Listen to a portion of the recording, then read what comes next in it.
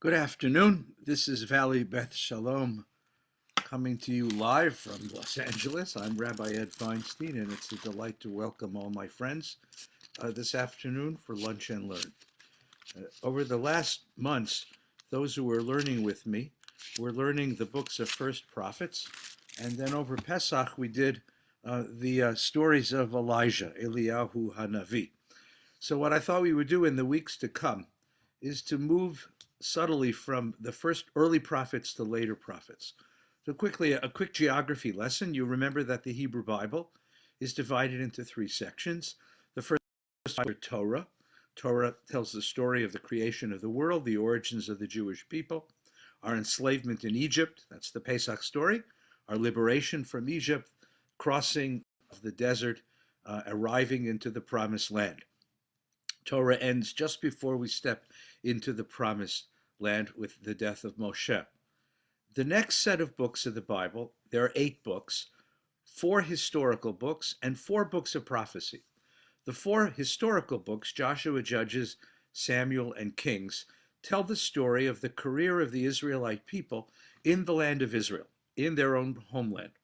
It begins with the conquest of the homeland by Joshua, the period of the Judges, which is a period of sort of political anarchy, the rise of kingship under the prophecy of Samuel. The first king was Saul, who was an abject failure. The second king is David, who was the once and future king of the people of Israel.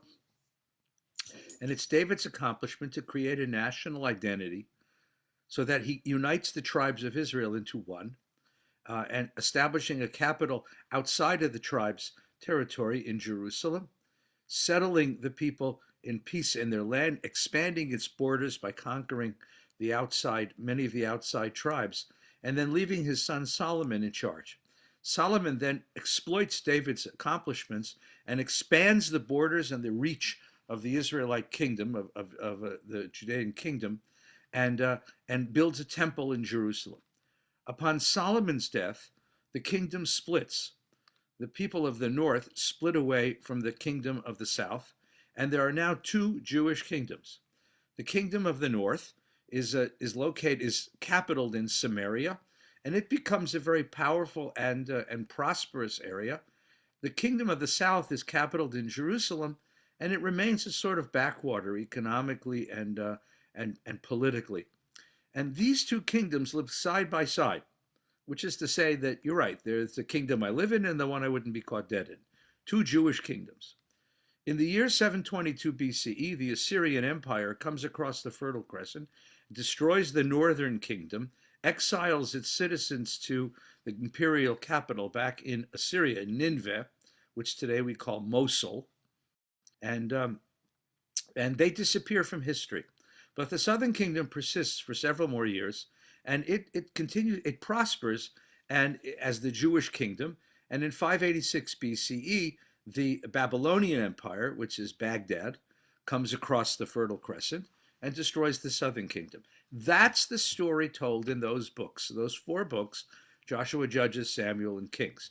And in those books, they are told with editorial slants and editorial opinions, but fundamentally they're told as an objective history, the sort of thing you would read on the front page of your morning newspaper. In the story, however, we meet a new character type, a character called the prophet. When we first meet the character of the prophet works as part of the power structure. Samuel is the sort of reigning monarch or the ruler of the people Israel. He's a prophet, also a priest. He's the one who ordains our kings. In the second iteration, you have a prophet, his name is Nathan, who works for King David and then works for King Solomon. And Nathan is his court prophet who tells him what God wants him to know and keeps him on the straight and narrow. But there is a confrontation. And the confrontation comes in the 12th chapter of the book of 2 Samuel. And it's, if you have a Bible, and you should get a Bible, they're easily come by. You can get them in bookstores. Amazon has plenty of them. You can check into a motel and take one out of the top drawer. I like to use the Jewish Publication Society Bible. It's a wonderful translation done by a group of Jewish scholars beginning in the 1960s and 1970s. So if you check out the 12th chapter of 2 Samuel, it's a very famous story. It's the story of David and Bathsheba. It has all of the sex and violence and joy that television so enjoys. And what happens in this chapter, of course, is that David, now an accomplished king over the people of Israel, takes his neighbor's wife as his own, has the neighbor killed, adopts the wife, marries the wife, and makes her part of his household. And the prophet Nathan, he witnesses this, and he realizes what's happened to his friend the king. What's happened is that power has corrupted his heart, that power has given him a sense of prerogative, that power has given him a sense of permission to do anything he wants. In fact, what he does is quite remarkable, because if you think about all of the sins that he's implicated in that act of stealing the neighbor's wife and having the guy killed and marrying the wife and then lying about it, one of my students once said, "Rabbi, he violated all 10 commandments in one shot." And I said, "How so?" And the kid said, "Okay, let's go backwards. Ready? He coveted his neighbor's wife. So he stole her and had relations with her, committed adultery with her, had the husband murdered, and lied about it." That's the last 5. He put his own lust above the God he is supposed to worship. Imagine that he has prerogative to do whatever he wants and has no moral restrictions upon him. He violated the oath he took to rule the people of Israel according to the covenant of God. He dishonored his mother and father's loyalty and devotion, and he did all of this on a Shabbos afternoon. All 10 commandments in one shot. And the story in 2 Samuel is that Nathan sees this, and Nathan says to him, "There was a man in your kingdom, a rich man, who had much to be proud of. But there was a poor man who lived next door who only had 1 lamb. And when a visitor came to the rich man, he took the poor man's lamb and slaughtered it and served it." And when David hears the story, he goes into a rage and says that man deserves to die for what he does. And Nathan said, "That man is you." That phrase, "Ata ha'ish," you are that man, establishes a new character type and a new political ideology in the people Israel. Because what it says is that the king is not the law.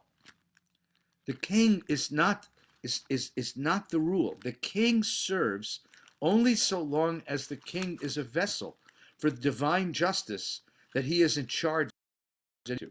The king is under the law. That law is above the king.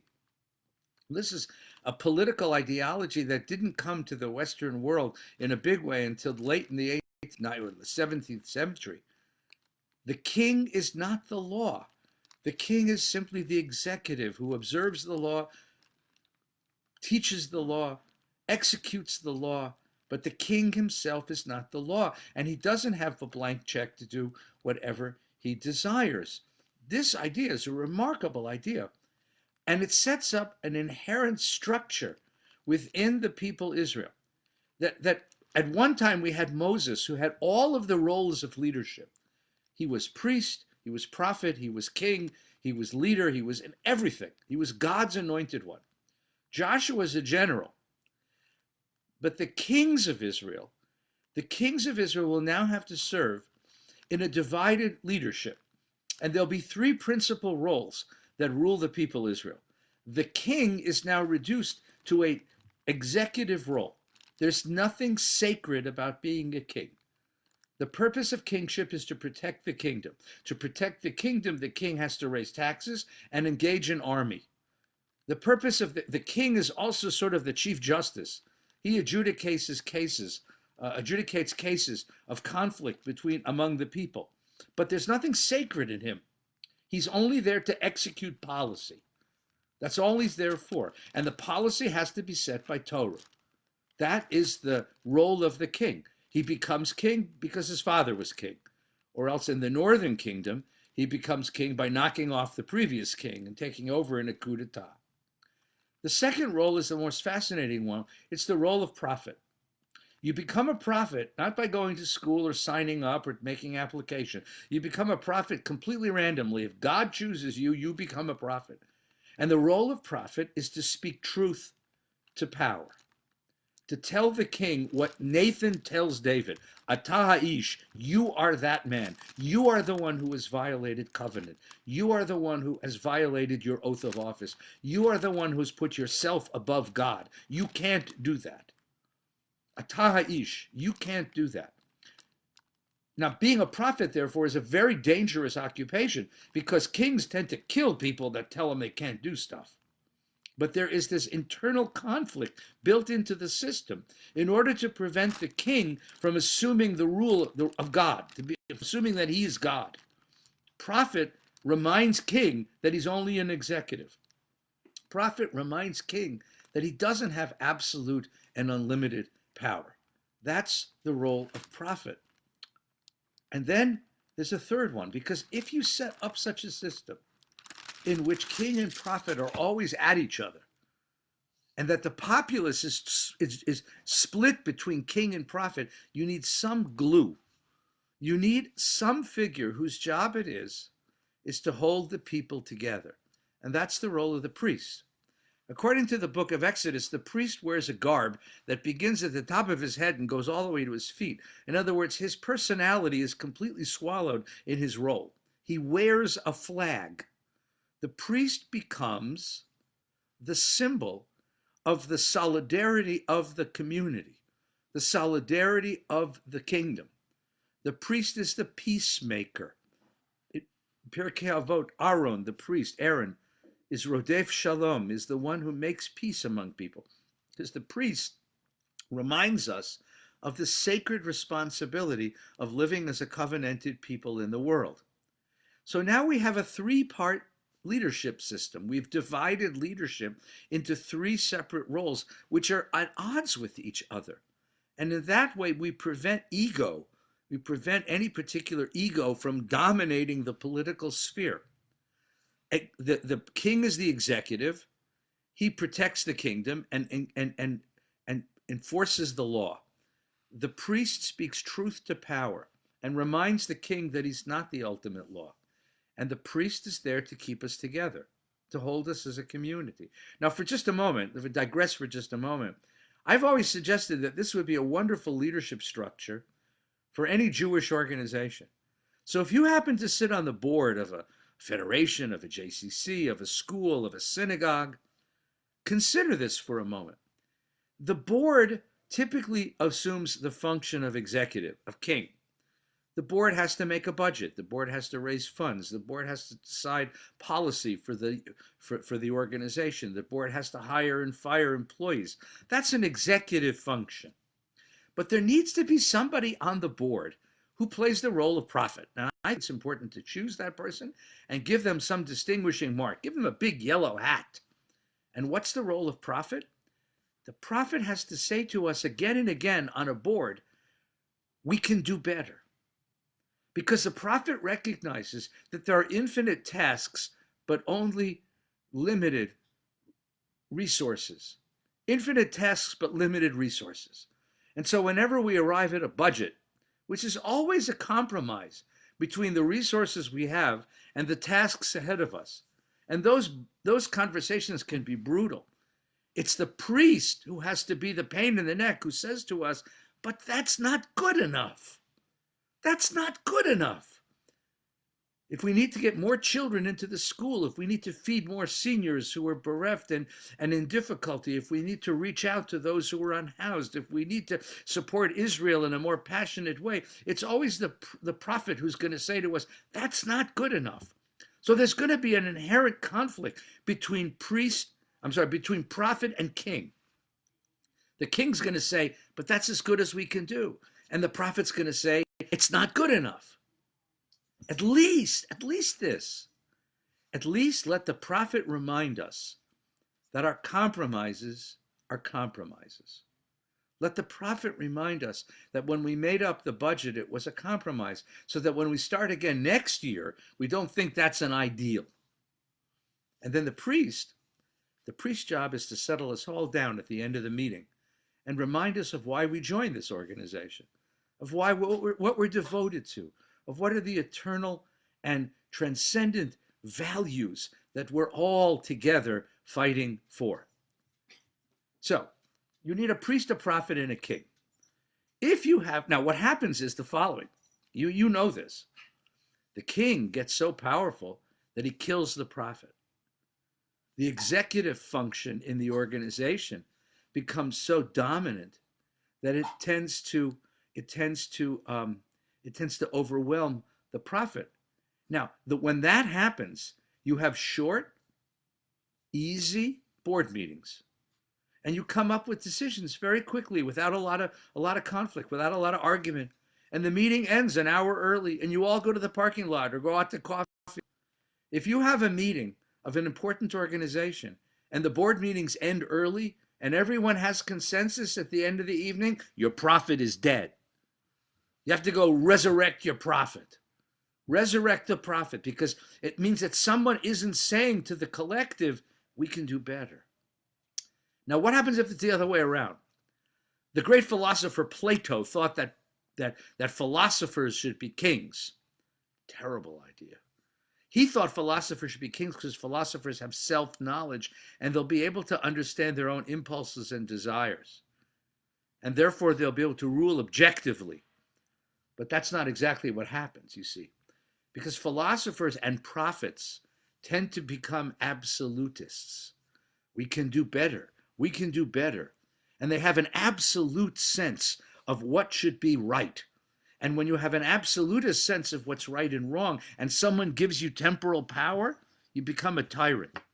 Lenin was a prophet who became a tyrant, a king. Mao was a prophet who became a king. When you have a prophet who becomes king, he uses his power to try and achieve his aspirational goals, his transcendent goals. And what happens in the process is he has to destroy all of those who get in the way. And that's why Mao put people to death or put people in re-education camps. Don't let the prophet become king. Now, what happens in your organization? If the prophet becomes too powerful, everybody leaves the board. Because I don't want to go to a board meeting, first of all, that never ends. And I don't want to go to a board meeting where I'm constantly told that I'm screwing up, where I'm constantly told that I haven't reached the highest of what I can do. That's not a board I want to belong to. So the prophet needs to have a voice, but he can't have a veto. He can't have the absolute voice. The priest. You ever been to a board meeting that ended in the room and went out to the parking lot and people stood in the parking lot for 2.5 hours hashing out the issues? That's the priest function. The priest is the one who brings us together and say, don't forget, we did this together because we believe in what we're doing. Yeah, we have different ideas about our future. We have different policy ideas. But don't forget what you mean to each other. And don't forget what we mean to this organization. And that's the function of the priest. Every organization needs all three of these. And so next time you're sitting at a board meeting, God help you, ask yourself, what do these people need most? Do they need me to be a king and make wise executive decisions? Do they need me to be a prophet and remind them that there's more they can be doing? Or do they need me to be a priest and bring peace, bring wholeness, bring solidarity and unity back to the organization? That's a question you got to ask. The prophets of Israel begin with Nathan. And then the next major prophet is Elijah, the one we studied on Chol HaMoed Pesach, who confronts the king Ahab, and more than the king Ahab, his wife Jezebel, and reminds them that they have violated the covenant of God. And then we have the rise of the classical prophets who come a little bit later in Jewish history. Now, these prophets are responding to three principal social conditions. And we're going to take just a 1-minute break so I can let my dog out. So stay there, don't move. Come on.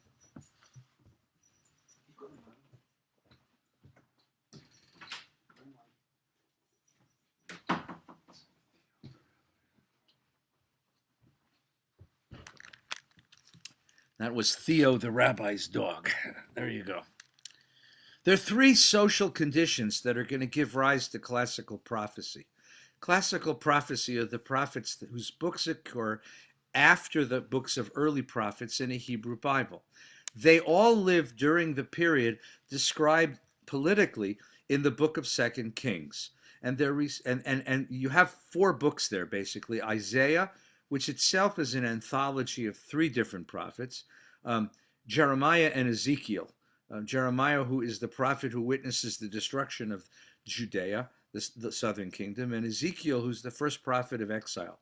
And then there's an anthology of 13 prophets called the minor prophets. That doesn't mean they're underage, and it doesn't mean they're unimportant. They're very important. It's just their books were shorter, so they put the books together into an anthology so that we could read them all together. So now, the three social conditions. Number one, David and Solomon were able to build a kingdom of Israel because they lived at a particularly fortuitous historical moment. The Middle East is classically shaped by the presence of two great powers, two superpowers. To the north and east, the powers of Mesopotamia, the land between the two rivers. Today it's called Iraq. And to the south and west, Egypt. Now, Egypt and Mesopotamia each have an advantage. They each have rivers. And when you have a river, you have the possibility of an economic surplus, a farming surplus. And when you have a farming surplus, you have a population boom. And when you have a farming surplus and a population boom, you have sufficient manpower to mount an army and go conquer people. And in the ancient Near East, the one who controlled the highway between Mesopotamia and Egypt, that highway was the highway of the world. And the one who controlled that highway controlled the world. Now you'll see right away, we live on that highway. That's where God put us. Canaan is on that highway. And that's interesting, because culturally that means we are going to inherit elements of the cultures of both Mesopotamia and Egypt. Abraham was a Mesopotamian. Moses was an Egyptian. We inherited political, cultural, religious ideas from both civilizations. We did trade with both civilizations. As long as there's a peace, then you can have that kind of a symbiosis. But what happens in the period of the book of Second Kings, in the later monarchy period, after the kingdom has split, is that the two great empires rise again. And now we have the rise of Mesopotamia and the contrary rise of Egypt. And we, Israel, is a very small power in a neighborhood of very big bullies. And how does that change your politics? It means that politically, the task of the king is going to be to defend the kingdom against superpowers. How do you do that? By gaining alliances with other local smaller kingdoms and trying to establish a bulwark between them, and by playing them off against each other. Egypt against Mesopotamia, Mesopotamia against Egypt. And what is that going to do to your self-image? What happens to your self-image when you proclaim to the world and to yourself and to your children that you are the chosen people of the God of the universe, but suddenly politically, empirically, factually, you are a small player in a much bigger field. You're a peripheral political power in a world of superpowers. How do you reconcile that cognitive dissonance? That's going to be problem number one that the prophets will take up. Problem number two that the prophets will take up. Joshua was told by Moses to destroy all the local tribes, because Moses had a suspicion that when Israel would settle in its land, if there would be non-Jewish tribes, non-Israelite tribes, foreign tribes, or rather, we're the foreigners, they live here. If there were tribes around us, we would be tempted to adopt their ways, adopt their religious ideas, adopt their ways of worship, adopt their moralities, adopt their sexual ethics and their family structures. Moses was terrified of this. And so Moses instructed, at God's command, instructed Joshua to destroy all the local kingdoms, all the local peoples, all the tribes, to commit a kind of ethnic cleansing of ancient Canaan. But he didn't do it. He left tribes behind. And we have always had neighbors. And living with neighbors presents a challenge that living in a desert doesn't present. The question is, what happens when my daughter dates the captain, the non-Jewish captain of the football team who happens to live next door? What happens when we begin mixing our culture with the cultures of the peoples of the land? What happens when we begin worshiping the gods of the people of the land? What happens when our family structures, our sexual ethics, our political morality, our economic morality begins to emulate the people of the land? That's going to be a problem. And the problem is exacerbated by the first issue we mentioned, which is if a king wishes to create an alliance with another local kingdom. Omri was the king of Israel. His son Ahab is prince, is heir apparent. In order to build an alliance between Israel and the Phoenicians who lived to the north in Lebanon, Omri marries his son Ahab to the Phoenician princess whose name is Jezebel. Well, when Jezebel moves to Samaria to join her husband as king and queen of the kingdom, she brings her gods. She brings her priests. She brings her ideas. And there are shrines to these gods as we make alliances with these other kingdoms. There are shrines that line the boulevards of Samaria. Now, what happens to the Jewish advocacy of monotheism if there are all of these shrines, and if the king is forced by his political circumstances to show obedience and obeisance and to worship the gods of other peoples?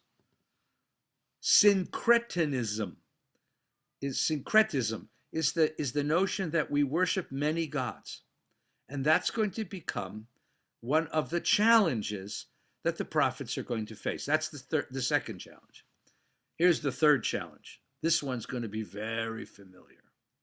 When you live in a village and everybody knows everybody, and everybody knows everybody's parents, and everybody knows where everybody came from and what everybody does. When you live in a village, there is a certain morality. People can't become too wayward because everyone knows everybody. And you wouldn't want to dishonor your family. If you're a thief, everybody knows that you're a thief. And everyone's going to protect themselves from your thievery. And you're not going to have prostitution because everybody knows that girl and knows her mother. And no one's going to let her fall to that level. But more, no one's going to allow herself to dishonor herself in a village where everyone is familiar. But what happens when villages grow into cities? Urban anonymity. Urban anonymity. People we don't know. And people who are outside of our circle of family and kinship so that we don't really have to care much about them. People who are strangers to us. And you have all of the ills of urban anonymity creeping into Israelite life in the book of 2 Kings, in the period of the late monarchy. Urban anonymity. You have income inequality. Those who were rich, living well off, high off the, as it were, hog, and those who were poor, starving. And they have little contact with each other. The rich do not take responsibility for the poor, nor do the poor have any claim on the rich. And there's no sense that I owe anything to this person who is poor, because he's not my friend, he's not my neighbor, he's not my brother. He's just someone who inhabits my city, and frankly, I would wish he'd go someplace else, because he smells funny. Rich and poor. We have the corruption of justice, because the rich can afford to corrupt justice, and the poor have no redress. They have no way of appealing decisions. You have the rise of prostitution. You have the disgracing of women. Because as women become terribly poverty-stricken, but still have the obligation of feeding children, fathers skip out on the obligation of providing for their families, women hold their children dear, you end up with prostitution. And prostitution, of course, what do the prostitute calls her client a John because he's anonymous and she's anonymous to him. And you have the degradation of women under such circumstances. You get urban anonymity and all of the social ills and the moral dilemmas of urban anonymity. These are the three principal problems that the prophets are going to attack in the books of prophecy. So we have a few more minutes before we conclude today. I'd like to ask you to find the book of Amos in your Bible. And the way you'll find it is, you'll find it after Isaiah, after Jeremiah, after Ezekiel. You'll see that this is the Kovetz, this is the anthology of the minor prophets. And right after the first one, excuse me, who's Hosea, who we'll take up soon, let's look at Amos. The words of Amos, a sheep breeder from Tekoa, who prophesied concerning Israel in the reigns of King Uzziah of Judah and Yerovam, or Jeroboam, son of Joash in Israel, 2 years before the earthquake. 2 years before the earthquake is 1992. No, that's not right. So Tekoa is a farming village in the south. It's just south of Jerusalem. Today it's a very prosperous, well, the American government calls it a settlement. The Israeli government calls it a suburb. It's a suburb of Jerusalem, about a half hour's drive from Jerusalem. Amos at the time is a sheep herder. You'll find in a moment that he's also a farmer. He dresses sycamore trees. He's a farm boy. He comes from a small farming village. And driven by the voice of God, he makes his way north and comes to the city of Samaria. And there the farm boy from Samaria stands in the middle of this city, and he's astonished by what he sees. He comes from a village where everybody knows each other, and there's nobody who's really poor, and there's nobody who's really rich. But in this great city, with its avenues and its temples and its civic buildings, there are very rich people, and there are very poor people. He comes from a village where everyone shares the collective religious life. But in this great city, this imperial capital, there's an entire boulevard lined by temples of gods that are not our own. He comes from a city which is always on the edge of nervousness because they're always looking over their shoulders for the arrival of the Assyrian army, which is coming very soon. And Amos finds his way to downtown Samaria, and he finds a square, Times Square, Pershing Square, someplace in the middle of town. And he begins to preach. He says, "The Lord roars from Zion, shouts aloud from Jerusalem. The pastures of the shepherd shall languish, the summit of Carmel shall wither." He says, bad times are coming. No one wants to hear this. So he tries a different mode. He says, "For 3 transgressions of Damascus, for 4 I will not revoke it." Can you imagine standing there in the middle of Times Square, standing on a soapbox? He starts preaching, and a few people come by and say, "Damascus, I hate those people in Damascus. Preach it, prophet, preach it." And what does he say? "Because they threshed Gilead with threshing board of iron, I will send down fire on the palace of Hazael." Hazael's the king of Damascus. "And devour the fortress of Ben-Hadad, and break the gates of Damascus, and wipe out the vale of Aliavan, and the scepter ruler of Ben-Aden, and the people of Aram shall be exiled, says the Lord." And this little crowd of people gathered around him starts cheering. "Yay, prophet! We hate those people in Damascus. Preach it." But what has he said? He said there's a God. And the God that we worship does not end at the boundaries of our kingdom. That God is a God of the world. This is one of the great theological revolutions of the later prophets, of the classical prophets. God is not a tribal God of the Israelites, doesn't belong to us. And God enforces a morality, demands morality of all human beings. So what is he accusing Damascus of?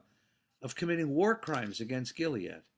And the people of Israel standing in the square listening to the prophet preach, go, "Preach it, prophet, preach it." So he keeps going. "For 3 transgressions of Gaza, for 4 I will not revoke it, because they exiled the top population, they delivered it to Edom. I'll send fire on the walls of Gaza." And here too, the crowd grows a little bit more. And people say, oh, I hate those people in Gaza. Oh, they deserve it. They deserve it. So the crowd keeps growing because the preacher keeps going on. For 3 transgressions of Tyre, for 4 I will not revoke it. They handed over the entire population of Edom, ignoring the covenant of brotherhood. They broke a treaty. The people of Tyre in the north, in Lebanon. And the crowd grows a little bit bigger and a little more rowdy. And they go, preach it, prophet. Preach it. I will send down fire on the walls of Tyre. And he said, for 3 transgressions of Edom. Edom are people living to the east of us. Edom are actually our cousins, the Edomites. For 4 I'll not revoke it. He pursued his brother with the sword and repressed all pity. His anger rage unceased. I will send fire on them on Teman. And the crowd grows larger because he's preaching against the enemies of Israel. And everyone wants to think that the enemies should be destroyed. For 3 transgressions of the Ammonites. And then he says, for 3 transgressions of the Moabites. Now, these are our neighbors. These are also our cousins. And the crowd grows huge, and they're screaming, preach it, prophet. And he says, I'll send fire down on Moab, and I'll send fire down on Edom. And then he says, so he's gone Damascus, Tyre, Edom, Ammonites, right? Tyre, Edomites, Ammonites, Damascus, Tyre, Edom, right? Edomites, Ammonites, Moab. Now comes the 7th one. And what's the 7th one? For 3 transgressions of Judah. For 4 I will not revoke it. They've spurned the teachings of the Lord. And the crowd screams, yes, bring fire out. Wait a minute. Judah, that's us. That's the neighbors to the south. That's our brothers and sisters. How can God judge them the way God judges the peoples of the world? Don't we have an exceptionalism? Don't we have a privilege? Wait a minute, prophet. What are you saying? That God holds us account the way he holds the people account? But he's our God. His job is to protect us. No, said the prophet. His job is to protect righteousness, to demand justice. And he demands of you more than he demands of the people of the world. And now he goes one more step. This is the 8th one. And the 8th one is, for 3 transgressions of Israel, for 4 I will not revoke it. That's us. And now he speaks the castigation, because they've sold for silver those whose cause was just, and the needy for a pair of sandals. You trample the heads of the poor into the dust of the ground, and make the humble walk a twisted course. Father and son go to the same girl. That's an interesting phrase, huh? That a father has no shame in taking his son to a prostitute. No shame, no sexual morality, no sense of gentle masculinity. They recline on every altar on garments taken in pledge. They take the shirt of the poor, and then they take it to the temple. And there in the temple, they sit on it and they worship. Wines they bought with fines, and they impose. Yet I destroyed the Ammonites. I destroyed all these other people. I brought you from Egypt, and you didn't follow my morality. You do all of these things. Now listen what will happen. Your end will come too. And you can imagine at that moment the crowd suddenly stilled. That's not what they came to hear. They wanted to hear about our enemies and the vengeance that God would wreak on our enemies. They don't want to hear that we are responsible and that God judges us. In fact, God not only judges us, not only is there no exceptionalism, it's the opposite. The exceptionalism of Jews, of Israelites, is to live by the higher morality. Because the things he's accusing them are not gross crimes and misdemeanors. They're the simple aspects of urban life. The poor and the rich, twisted courts, unfair business practices, this degradation of women, prostitution. And the prophet says, these things offend God. And because they offend God, they will determine your fate. Your fate is not determined by the beautiful palaces you built. Your fate is not determined by the beautiful temples that you build and worship in. No, but by the righteousness you keep or fail to keep. Now you can imagine what this does as it strikes into the heart of the ancient Israelites. And for that, we're going to stop now. We'll take a look next week. What is he saying? He's saying that the fate of a kingdom is determined by its treatment of the lowest, of the poorest, of the most disempowered and disenfranchised. That justice has a way of determining the fate of nations. There are rules that govern our personal morality, but there are rules built into the universe that govern the fate of nations. And the fate of nations are governed by the rules of justice. So the question I want you to ask yourself this week, is that true? Are there rules that govern the fate of nations? And what are those rules? Thank you for watching. Thank you for paying attention to everyone who tuned in today. We'll see you next Wednesday, 12:30. Please pay attention to all of the wonderful things VBS has put online. Today's Wednesday. Tonight, please tune in at 7 o'clock on Facebook or on YouTube for my conversation with Professor Deborah Lipstadt of Emory University about how we remember the Holocaust and how anti-Semitism today affects the way we live as Jews. Take care.